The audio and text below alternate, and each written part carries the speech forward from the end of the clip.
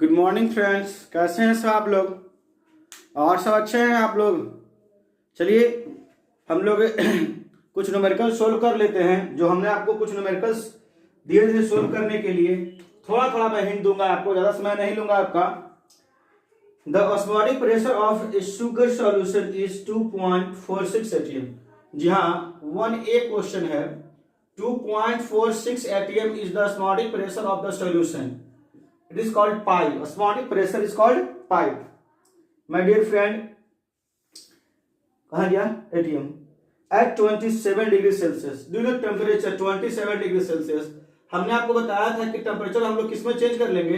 Temperature change into kelvin. 273 इसमें add करेंगे बाबू, हो जाएगा 300 केल्विन। जी हाँ, temperature change into kelvin. Calculate the concentration. Concentration means C। अब pi equal to C R की जानते ही हैं, आर का वैल्यू जानते ही होंगे 0.0821 लीटर एटीएम पर केल्विन पर mole. Put the formula and get the answer. Concentration 2A an aqueous solution of galactose has osmotic pressure is 2.682 atm। ध्यान रखिएगा, पाई दिया हुआ बाबू 2.682 atm 2.682 atm at 25 degree Celsius. Temperature equal to 25 degree Celsius, यानी 25 plus 273, it means 298 kelvin temperature. Clear? It means 298 kelvin temperature. अगर 298 kelvin temperature हो गया बाबू, how many moles of galactose were dissolved in per litre of the solution. जी हाँ, how many moles बाबू। Pi equal to जानते हैं Cr2, mole find करना है, number of mole. Pi equal to Cr2 जानते हैं आप, और अभी भी जानते होंगे pi by n by V R T, है ना। एन बाई वी, एन क्या हुआ बाबू? मोल। बस इसी को मोल फाइंड करना है। पाई का वैल्यू कितना है? 2.682 बाबू। मोल फाइंड करना है, are 0.0821 and its temperature is 298 Kelvin and the volume is 1 liter। जी हाँ, इसमें दिया हुआ है 1 लीटर। अब यहां से n का वैल्यू आप कैलकुलेट कर लीजिए, ठीक है। चलिए एक क्वेश्चन नंबर वन, ठीक है। 200 centimetre cube of an aqueous solution of protein. देखिए बाबू, 200 सेंटीमीटर क्यूब 200 सेंटीमीटर क्यूब मतलब बाबू 200 ml। मैंने बताया था आप लोगों को, है ना। तो आप लोग इसको लीटर में चेंज करना चाहे तो कर सकते हैं। तो लीटर में बाबू हो जाएगा, इसमें 1000 से डिवाइड कर देंगे, लीटर में आ जाएगा 0.2 लीटर, ठीक है। बाबू दिया और वॉल्यूम दे दिया 0.2 litre. 200 centimetre cube of an aqueous solution of a protein contains 1.26 gram of protein. Look at it, 1.26 gram of protein, 1.26 gram of protein, that is W1, है ना, protein. The osmotic pressure of such a solution, ध्यान रखिएगा, at 300 kelvin is found to be इतना bar. ध्यान रखिए बाबू, सबसे पहले तो इसमें ऑस्मोटिक प्रेशर दिया हुआ है, ठीक है ना। क्या दिया हुआ है? ऑस्मोटिक प्रेशर दिया हुआ है। कितना दिया हुआ बाबू? कहाँ गया जी? 2.7357 into 10 to power minus 3 बार। भाई पाई इक्वल टू दिया हुआ है 2.57 into 10 to power minus 3 बार। यह ऑस्मोटिक प्रेशर हो गया, ठीक है। Calculate the molar mass of protein. M1 जो है सबको कैलकुलेट कर लेना है, बस खाली वैल्यू पुट करना है फॉर्मूले में। फॉर्मूला कौन सा होगा पता है ना आपको? पाई equal to W1 by V1, अच्छा W1 by M1 into V, उधर RT हो जाएगा बाबू। ये आपको ध्यान देना अच्छे से, है ना। और पाई बार, ठीक है, सेंटीमीटर की लीटर। वैल्यू जानते ना इसका, आर का 0.0821, तो पुट कीजिएगा, सोल्व कीजिएगा, आंसर आ जाएगा बाबू। चलिए question number Babu 2, look at here Babu. Question number 2 पर ध्यान दीजिएगा मेरे साथियों, बहुत जरूरी है समझना हम लोगों को। अब बाबू अगर हम लोग क्वेश्चन नंबर 2 की ओर देखें, अच्छे से समझें, तो कहता है calculate the osmotic pressure of a solution. जी हाँ, ऑस्मोटिक प्रेशर फाइंड करना है बाबू, फाइंड करना है of a solution containing 3.42 gram of sucrose. जी हाँ, W1 3.42 ग्राम ऑफ सुक्रोज। 3.42 ग्राम क्या है बाबू? सुक्रोज। तो सुक्रोज का एमओल तो आपको पता ही होना चाहिए ना, 342 gram per mole. Do you know formula of sucrose? Sugar, sucrose बोलते हैं उसको, सुक्रोज पर लीटर। लीजिए पर लीटर माने वॉल्यूम दे दिया 1 लीटर और टेम्परेचर दिया कितना? 400 केल्विन। 400 क्या दे दिया बाबू? टेम्परेचर दे दिया। मॉलिक्यूलर मास ऑफ सुक्रोज दिया हुआ है, सब कुछ दिया हुआ, बस पुट करिए। Pi equal to W1/M1 into V into R into T। इस फॉर्मूले पर पुट कीजिए, आंसर मिलेगा। बस थोड़ा थोड़ा चेंजिंग रहता है क्वेश्चन में। क्वेश्चन नंबर 3 करता है बाबू, question number 3 at 298 kelvin 100 centimetre cube of a solution. लीजिए वॉल्यूम दिया हुआ है 100 सेंटीमीटर क्यूब। अगर इसको लीटर में चेंज किया तो 0.1 लीटर 1000 से डिवाइड कर देंगे, 0.1 लीटर हो जाएगा। कंटेनिंग 3.02 ग्राम ऑफ अनडिफिनेटेड कुछ लिखा हुआ है, वो यूनिडेंटिफाइड है ना, unidentified solute exhibited an osmotic pressure of 2.55 atm। जी हाँ, प्रेशर दिया हुआ है 2.55 atm, 2.55 atm। What is the molecular mass of the solute? जी हाँ, what is the molecular mass of the solute? बड़ा डिफरेंट सा वर्ड आ गया था, यूनिडेंटिफाइड, मैंने देखा ही नहीं अच्छे तरीके से। 2.55 atm प्रेशर दिया हुआ है, ग्राम दिया हुआ है, वॉल्यूम दिया हुआ है। चलिए अब अगर देखें बाबू तो M निकालना है, M1 निकालना है, W1 आपके पास है या नहीं है? क्वेश्चन देखिए तो अच्छे से। 3.02 ग्राम हमने लिखा ही नहीं था, W1 3.02 ग्राम, W1 दिया हुआ है, कंटिन्यू। हाँ ठीक है, M1 निकालना है, सब कुछ आपके पास है। R का वैल्यू तो जानते ही हैं आप, है ना, 0.0821 पुट करिएगा, वैल्यू पुट करिएगा, आराम से निकलेगा। क्वेश्चन नंबर बाबू 5, क्वेश्चन नंबर 5 देखिएगा। Osmotic pressure of a solution containing 7 gram of dissolved protein per centimetre cube of solution in 20 mm of Hg। ध्यान रखिएगा बाबू, the pressure of osmotic pressure is always present in ATM। ATM is the SI unit pressure of the osmotic pressure, but here pressure present in 20 mm.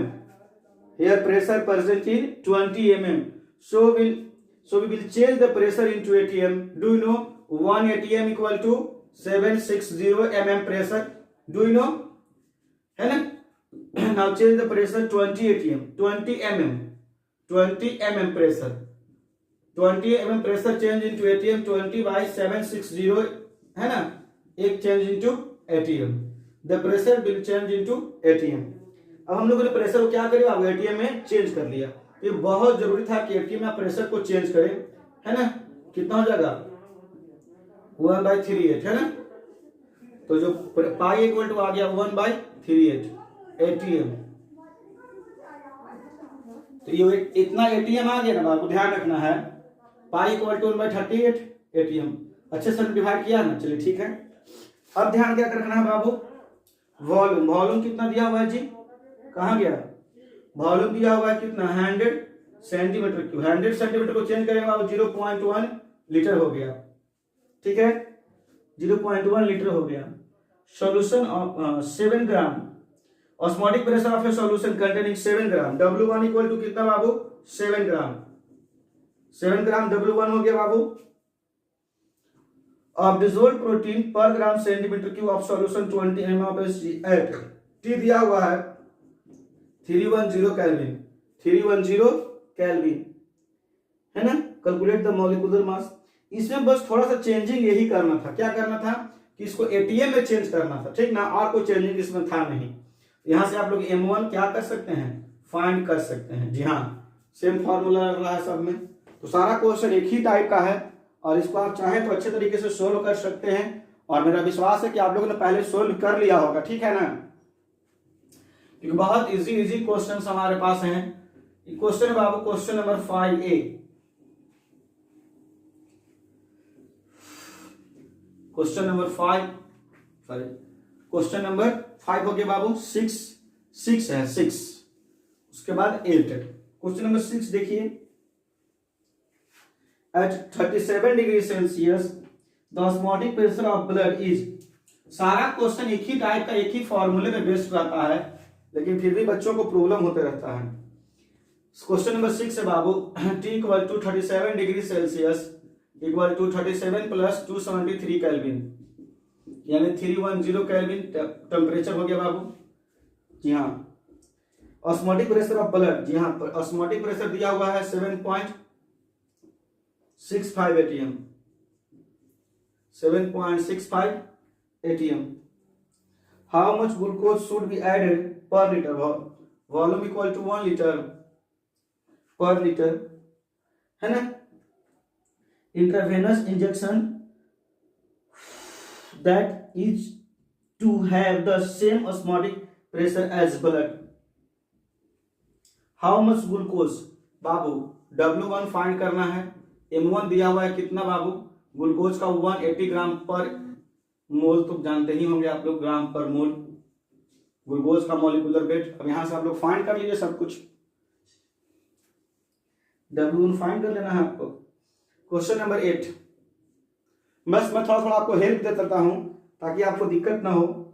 1 litre aqueous solution of sucrose, volume is 1 litre. Aqueous solution मतलब water में डाला गया है, sucrose मतलब sugar का wait होता है 342 gram per मोल, molecular weight sucrose दिया भी है। वेटिंग कितना बाबू, 1015 ग्राम इज फाउंड, ध्यान रखिएगा। 1 litre aqueous solution of sucrose weighing कितना बाबू, 1015 is found to record an osmotic pressure of 4.82 atm। पूरा सॉल्यूशन का वेट दिया हुआ है, किसका वेट दिया हुआ है, 1015 gram. 1 litre aqueous solution of, हाँ जी हाँ, सॉल्यूशन का ही वेट दिया हुआ वो 1015 ग्राम। इस सॉल्यूशन का वेट, सॉल्यूशन का क्या काम है इसमें, चलिए क्वेश्चन देखिए। 1015 gram form to record an osmotic pressure, और ऑस्मोटिक प्रेशर भी दिया हुआ है। क्वेश्चन समझ में आप लोग को आ रहा है जी, बता रहे हैं क्या कहेगा। Osmotic pressure 4.2 atm at 293 kelvin, temperature 293 kelvin. What is the molality, oh my God, molality निकालना है बाबू, स्मॉल m फाइंड करना है। मोलालिटी तो सॉल्यूशन का यूज तो होगा ही ना, क्योंकि सॉल्वेंट चाहिए ना। तो आपको दो चीज चाहिए, सबसे पहले तो ग्राम वेट ऑफ सॉल्यूट चाहिए, ठीक है ना, और सॉल्वेंट चाहिए। तो आप यहां से क्या कर सकते हैं कि pi equal to W1 into R into T by M1 into V, M1 into V। तो ये जो देख रहे हैं आप लोग, pi equal to W1 into R into T M1 into V, ये जो देख रहे हैं आप, पाई का वैल्यू आपके पास है ना जी 4.82 इक्वल टू W1 का वैल्यू हम फाइंड करेंगे, क्योंकि ग्राम वेट ऑफ है ना सुक्रोज हमको पता नहीं है। आप केवल जानते हैं 0.0821 मल्टीप्लाई 293 केल्विन, टेम्परेचर 293 केल्विन है, M1 है 342 और वॉल्यूम कितना दिया हुआ है जी 1 लीटर, ठीक है। यहां से आप W1 फाइंड करिए। W1 फाइंड करने पर आपको मिलेगा 68.54 ग्राम, जी हाँ 68.54 ग्राम आपको W1 कैलकुलेट करने पर मिलेगा। अब जो W1 मिला वो क्या मिला, अमाउंट ऑफ सॉल्यूट मिला है ना, इस सॉल्यूट मिला सॉल्यूशन। तो हम लोग लिख सकते हैं solvent equal to 1015 minus 68.5 equal to, subtract करेंगे बाबू कितना आएगा 946.58 इतना ग्राम बाबू, ये हो गया सॉल्वेंट, अमाउंट ऑफ सॉल्वेंट। अब आप निकाल लीजिए मोलालिटी, बताइए स्मॉल m इक्वल टू क्या होता है स्मॉल m इक्वल टू, बताइए, number of mole of solute by amount of solvent in KG. जी हाँ, ग्राम को केजी में चेंज करना बहुत जरूरी है।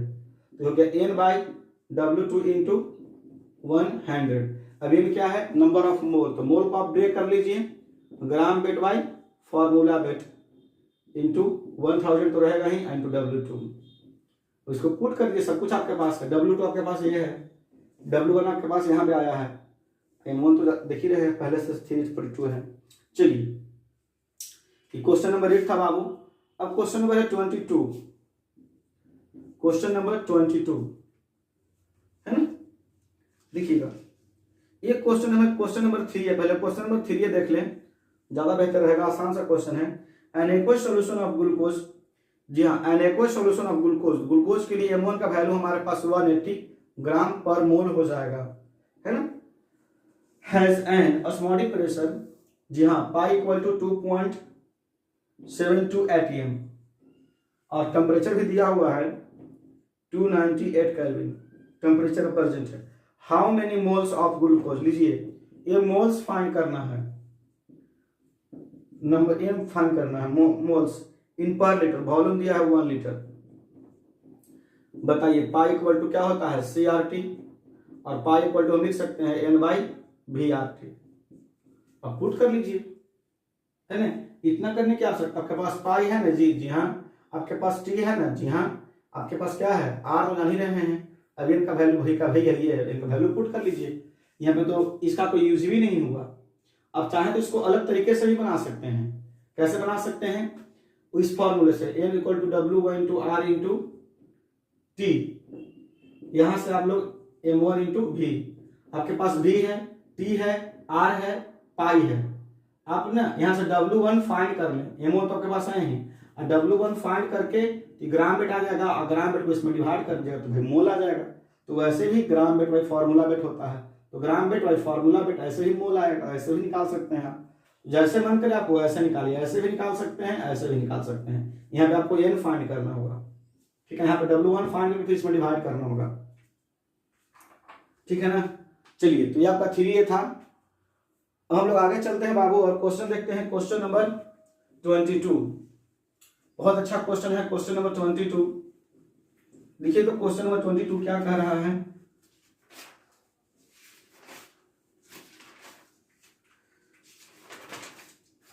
कहता है बाबू एट 300 केल्विन, ध्यान दिया क्वेश्चन पे, at 300 kelvin 36 gram of glucose present 1 liter in its solution has an osmotic pressure 4.98 bar।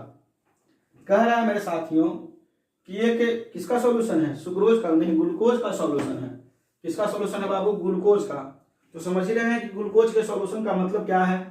Question number 22, glucose का सॉल्यूशन मतलब M1 बराबर कितना, 180 ग्राम पर मोल, ठीक है।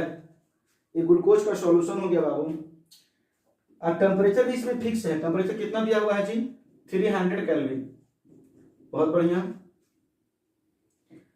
36 gram of glucose, W1 equal to 36 gram, क्या बात है, सब कुछ मिल रहा है धीरे धीरे।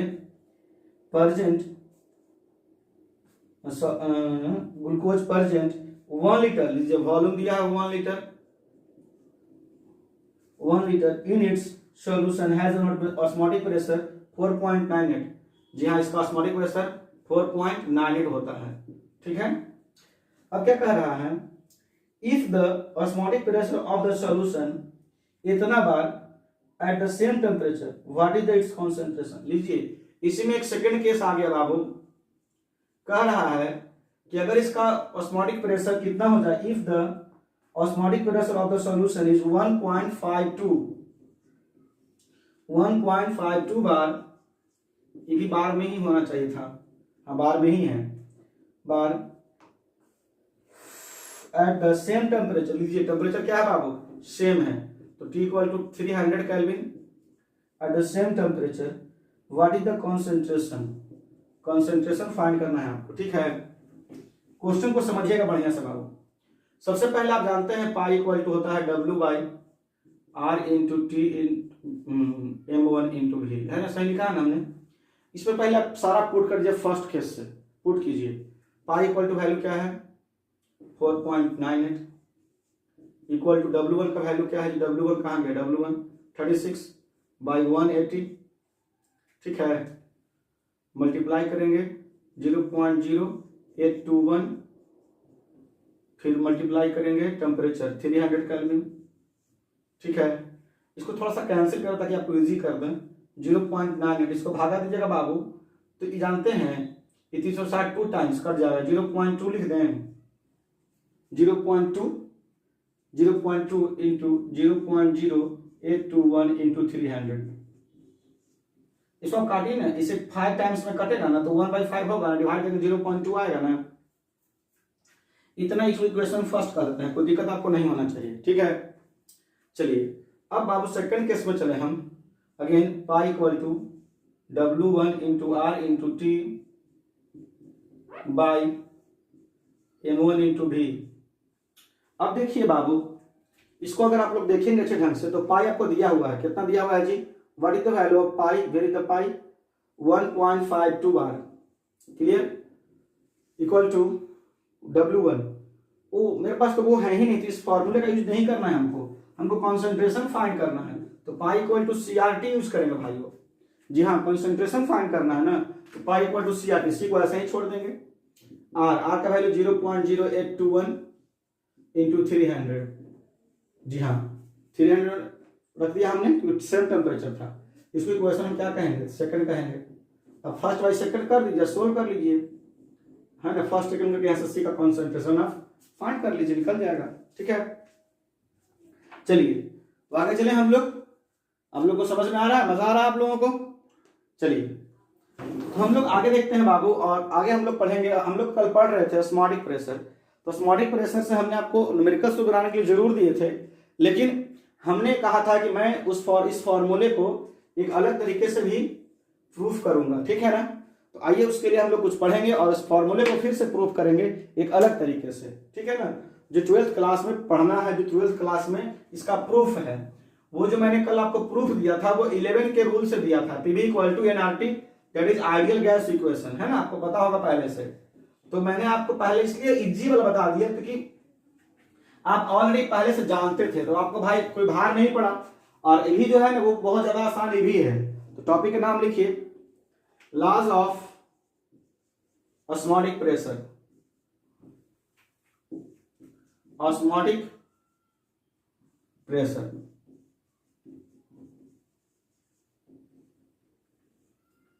लॉज ऑफ ऑस्मोटिक प्रेशर, कुछ रूल्स हैं इसमें, नीचे लिखिए। देयर आर मेनली, इसके नीचे डैश करके लिखिए, there are mainly two laws of osmotic pressure of dilute solution, osmotic pressure of dilute solution, osmotic pressure of dilute solution. एक बात तो आप अच्छे से ध्यान रखिएगा कि अगर सॉल्यूशन जो है ना बिल्कुल अगर कॉन्सेंट्रेट हो जाएगा तो इसके अंदर कुछ जा ही नहीं पाएगा, ठीक है ना। तो जनरली जो है ना वो ऑस्मोटिक प्रेशर डाइल्यूट सॉल्यूशन में ही प्रोड्यूस होता है। तो कह रहा बाबू की 2 लॉ है ना, आइए हम लोग फर्स्ट लॉ लिखते हैं, Boyle's van't Hoff law, Boyle's van't Hoff law. जी हाँ, first law Boyle's van't Hoff law, लिख डैश दीजिए, बॉयल्स वांट हॉफ लॉ लिखा जाए। At the constant temperature,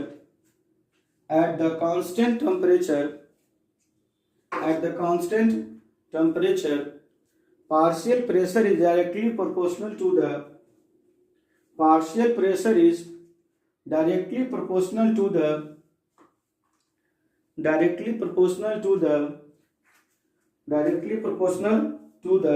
its concentration, directly proportional to its concentration। मतलब कह रहा है बाबू कि अगर टेम्परेचर फिक्स रहे तो अपने कॉन्सेंट्रेशन पर डिपेंड रहेगा। अगर अमाउंट ऑफ कॉन्सेंट्रेशन बढ़ाएंगे तो तो भाई पार्शियल प्रेशर बढ़ेगा। क्यों बढ़ेगा वो समझ लीजिए आप लोग। पाई इक्वल टू क्या है, CRT। अब टेम्परेचर में कोई चेंजिंग हो ही नहीं रहा है, तो ऐसे ही समझ लीजिए ना बाबू कि कोई भी प्रेशर वाली बात है जिसमें टेम्परेचर में कोई चेंजिंग नहीं हो रहा है, तो उसके प्रेशर में तो कोई चेंजिंग होगा नहीं। हाँ, चेंज करेगा कब, जब इसका कॉन्सेंट्रेशन चेंज होगा तब। तो ऐसे भी सीख सकते हैं आप। लिख लिया आपने, लिख लीजिएगा pi equal to pi directly proportional C, equation first. Pi directly proportional C, equation first. कर लिया आपने। चलिए देखा जाए। सेकंड लिखिएगा चार्ल्स। इसी को बॉयल्स को सिर्फ चार्ल्स कर दीजिए। जी हाँ, Charles, Charles burnt law, Charles burnt law.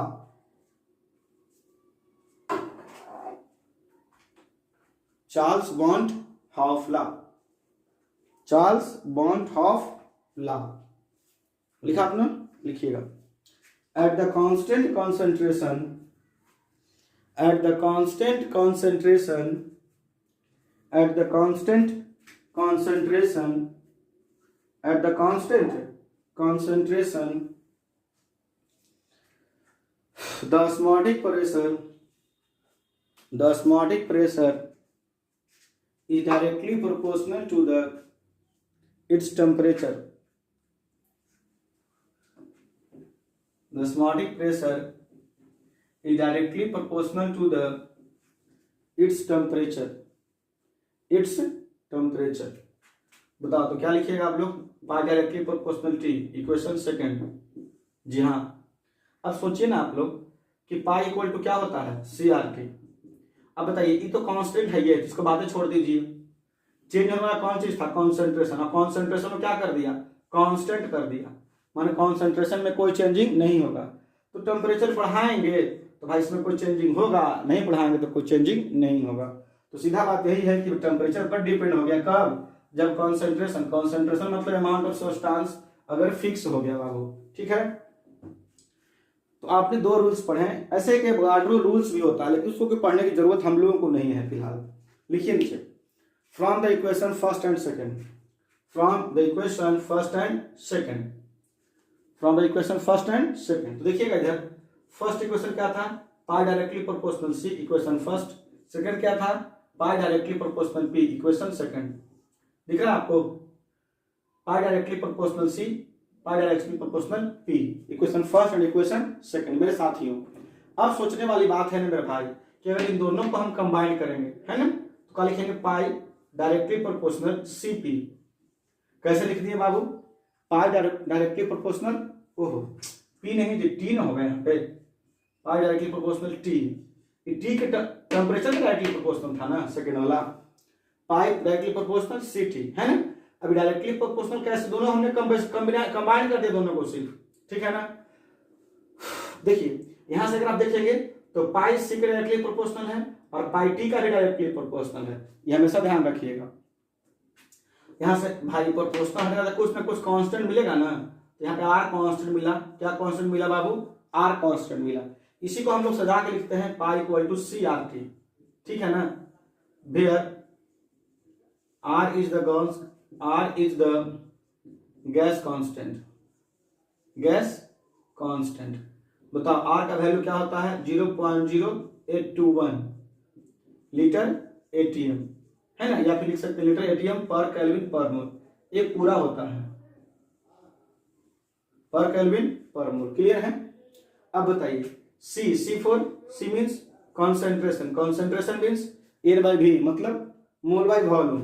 अब बताओ मोल इक्वल टू क्या होगा बाबू, मोल इक्वल टू बताया कोई, mole equal to gram weight by formula weight, है ना। अब इसको इसमें पुट करके रहिए, बस यही फॉर्मूला बन जाता है तुरंत। तो पाई इक्वल टू हम लिख सकते हैं N बाई VRT, ठीक है। और हम लोग जानते हैं कि N बराबर W1 होता है बाबू, तो pi equal to W1 into R into T by M1 into V, clear, M1 into V। तो मेरे प्यारे साथियों, ये आपको फॉर्मूला मिल गया। आपको नीचे लिखना होगा वेयर, यहाँ पे लिखना होगा where pi equal to osmotic pressure, W1 equal to amount of solute in gram, R equal to gas constant, T equal to temperature in kelvin, M1 equal to molecular weight of solute, V equal to volume of solution in litre. ये आपको क्या मिल गया बाबू, formula of osmotic pressure. तो आप ऐसे भी कर सकते हैं, एग्जाम में आप ऐसे ही कीजिएगा, ठीक है ना।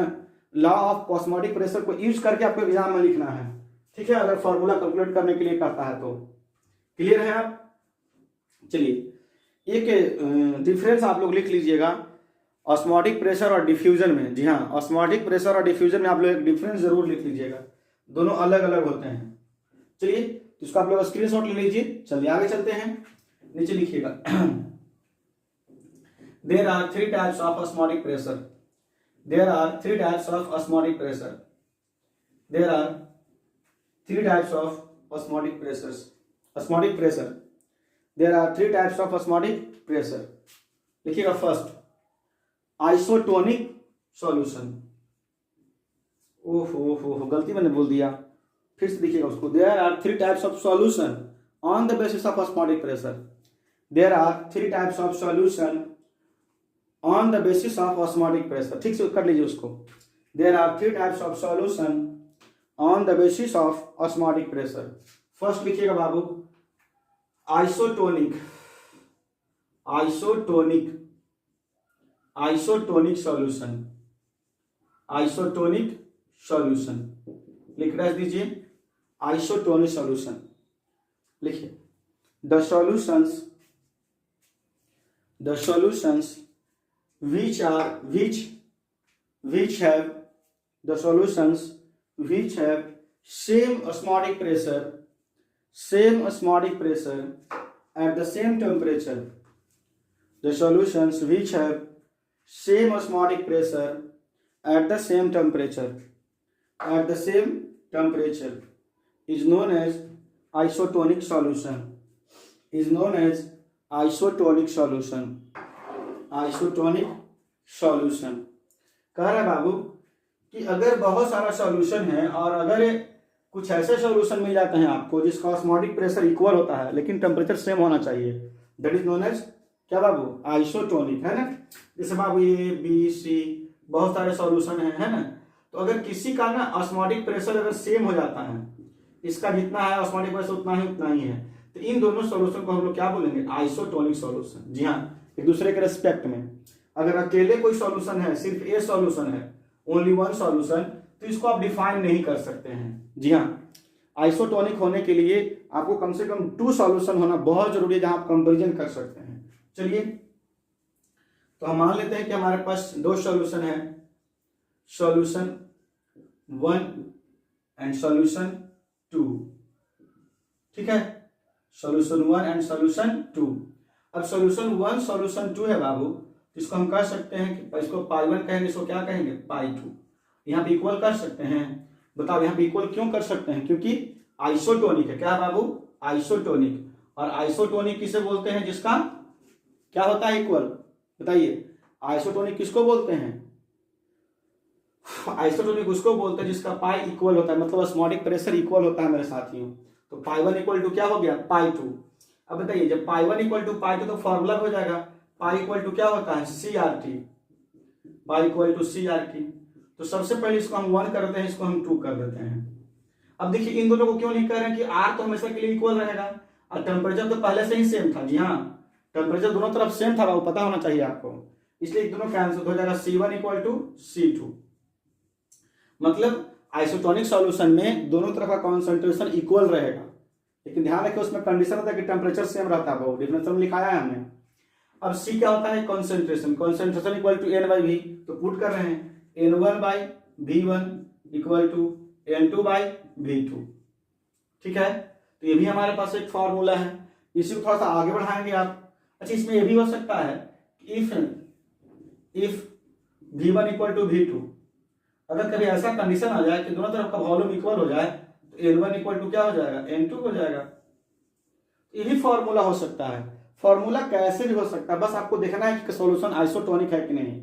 अब इसी फॉर्मूला को अगर आगे बढ़ाइएगा तो क्या लिखिएगा, W1/M1 equal to W2/M2, that is your isotonic solution, है ना। अगर आपका वो वॉल्यूम इक्वल नहीं है, ठीक है ना, केस इसको फर्स्ट कहिए, है ना। अगर केस सेकंड लेते हैं, केस सेकंड क्या लेते हैं बाबू, V1 not equal to V2, भाई आपको यहाँ पे फॉर्मूला पुट करना होगा इसी में, W1/m1 इंटू V1, ठीक है, equal to W2/m2 into V2। जी हाँ, तो ऐसे W2 मैंने समझ रहे हैं ना, सेकंड सॉल्यूशन का मतलब ग्राम वेट रहेगा सॉलिड का। तो इस तरह से आप लोग फॉर्मूला कर सकते हैं। सारे फॉर्मूले एक ही टाइप के हैं, जैसे आप इसको रिप्रेजेंट करें, ठीक है ना। तो आपको आइसोटोनिक समझ में आया। आइसोटोनिक किसको बोलते हैं भाई? जिस सॉल्यूशन का, जिस कम से कम दो सॉल्यूशन का मतलब क्या नाम है इसका, ऑस्मोटिक प्रेशर इक्वल होना चाहिए, ठीक है ना, एट द सेम टेम्परेचर। इसको स्क्रीनशॉट कर लिया आप लोग। चलिए सेकंड लिखिएगा, हाइपोटोनिक सॉल्यूशन। हाइपोटोनिक सॉल्यूशन देखिए, the solution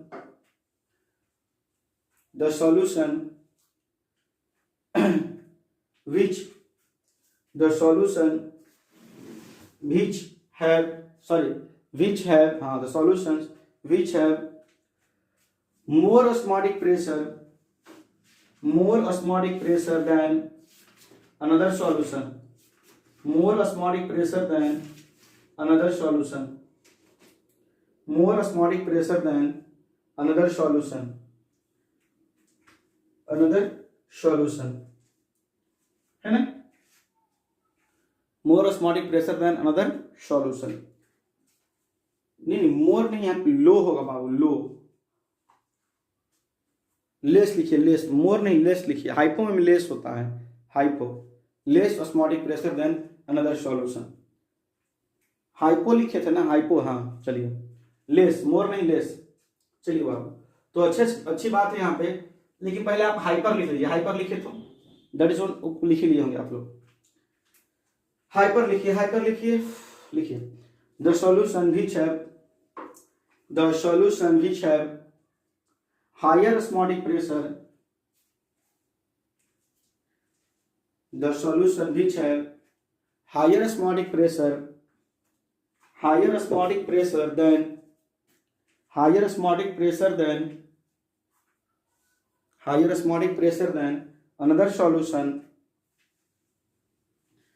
another solution that is known as hypertonic solution,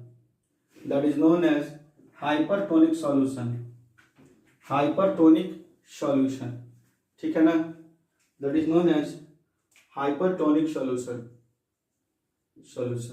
solution 1 and solution 2, ठीक है, solution 1 solution 2। तो इसका पाई1 अगर मान लें हम बाबू कि 2.46 ATM है, ठीक है, और इसका जो पाई1 है वो 3.46 ATM है। ऐसा हम जैसे ही हम लेट कर रहे हैं, सिर्फ समझाने के लिए आपको, ठीक है। बताइए किसका मतलब ज्यादा सॉल्यूशन, किसका ऑस्मोटिक प्रेशर ज्यादा है? इसका है, इसको बोलेंगे हाइपर, ध्यान रखिएगा। ज्यादा इसका है ना, ज्यादा इसका है, तो लिखेंगे सॉल्यूशन 2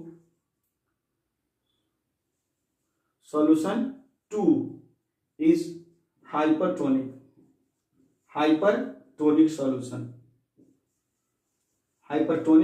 सॉल्यूशन, ध्यान रखना है। और सॉल्यूशन 1 क्या हो जाएगा बाबू?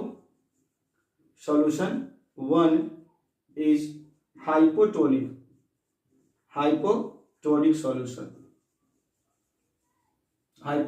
सॉल्यूशन।